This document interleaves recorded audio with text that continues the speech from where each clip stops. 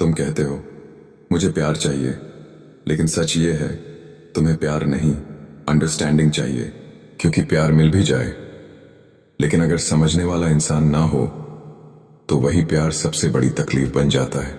किसी का I love you तुम्हें खुश नहीं करता, लेकिन किसी का मैं समझता हूं तुम्हें तुम्हें अंदर तक शांत कर देता है। तुम्हें अटेंशन नहीं चाहिए, वैलिडेशन नहीं चाहिए, रोमांस भी नहीं चाहिए। तुम्हें कोई चाहिए जो तुम्हें एक्सप्लेन किए बिना समझ सके। और शायद इसलिए तुम इतने लोगों के बीच होकर भी अकेले महसूस करते हो। नमस्ते, आप देख रहे हो माइंड स्टोरी। यहाँ मोटिवेशन नहीं, दिल और दिमाग की सच्चाई मिलती है। और आज की रियलिटी शायद तुम्हें समझा दे कि तुम अंदर से इतने खाली क्यों महसूस करते हो। प्यार महसूस कराता है कि तुम इंपॉर्टेंट हो, अंडरस्टैंडिंग महसूस कराती है कि तुम सेफ हो। प्यार एक्साइटमेंट देता है, अंडरस्टैंडिंग पीस देती है। प्यार शुरुआत करता है, अंडरस्टैंडिंग रिश्ते को टिकाती है।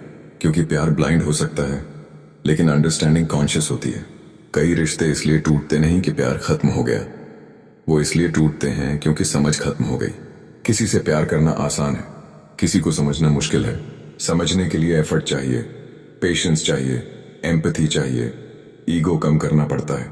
बहुत लोग प्यार तो करते हैं, लेकिन दूसरे इंसान की रियलिटी देखना नहीं चाहते। उन्हें वर्जन पसंद होता है, पर्सन नहीं। और जब रियल पर्सनैलिटी सामने आती है, कॉन्फ्लिक्ट्स शुरू हो जाते हैं। सबसे पेनफुल फीलिंग क्या होती है? अकेलापन नहीं, रिजेक्शन नहीं, मिसअंडरस्टूड होना।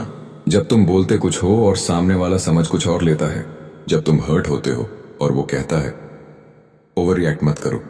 जब तुम साइलेंस चुनते हो और वो कहता है एटीट्यूड दिखा रहे हो।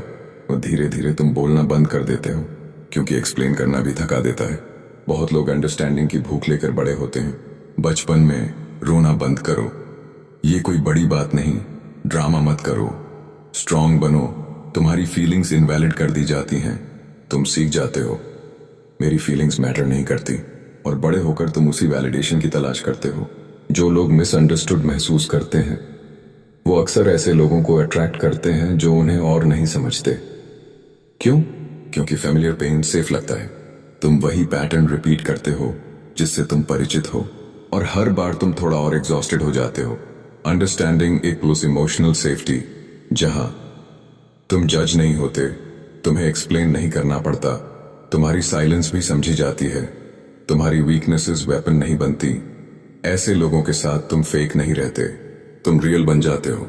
ह्यूमन बीइंग्स कनेक्शन के लिए बने हैं, लेकिन सुपरफिशियल कनेक्शंस एनर्जी देते नहीं, लेते हैं। डीप कनेक्शन रेयर है, लेकिन लाइफ बदल देता है। एक इंसान जो सच में समझता हो कई लोगों से ज्यादा पावरफुल होता है। हर कोई तुम्हें नहीं समझेगा। कुछ लोग तुम्हारी डेप्थ देख ही नहीं पाएंगे, कुछ लोग कोशिश नहीं करेंगे, कुछ लोग कैपेबल ही नहीं होंगे, और ये तुम्हारी कमी नहीं है।